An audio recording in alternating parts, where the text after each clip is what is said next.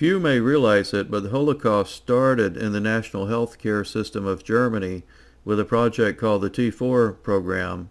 It began with the idea that the distribution of health care should be based on the welfare of society, according to government priorities.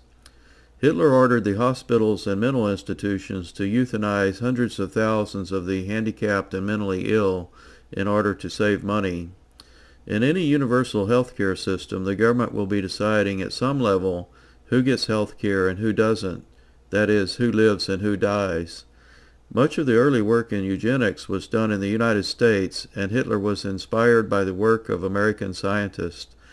Eugenics is the idea that government can improve the health of the population by making decisions that change the genetics of the population. The German government ultimately decided that the Jewish race is genetically inferior and their genes should be eliminated from the population. Many of the techniques used in extermination of the Jews were developed in the hospitals of the German universal healthcare system.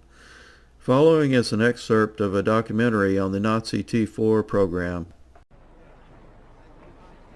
In Germany, the start of the war marked a change in policy towards the mentally sick and handicapped. Hitler himself signed the secret order to start putting them to death. Reinhard Spitzi had heard him give his reasons.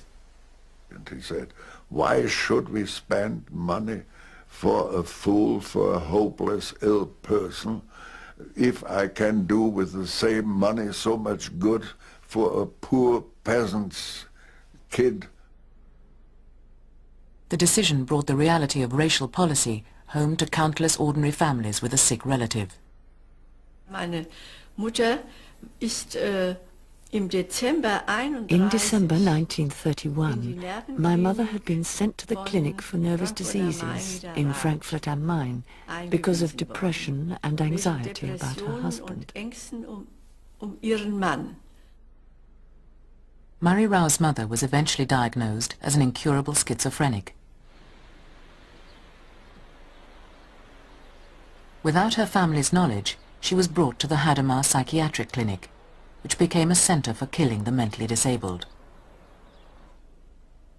They were led to the cellar and killed with carbon monoxide gas, up to 60 at a time, over 10,000 in Hadamar alone. Next door was a crude operating slab where brains and organs were removed for scientific research. The Raus were told their mother had died of complications from warts on her lip. They only learned the truth years later. The fact that these people were murdered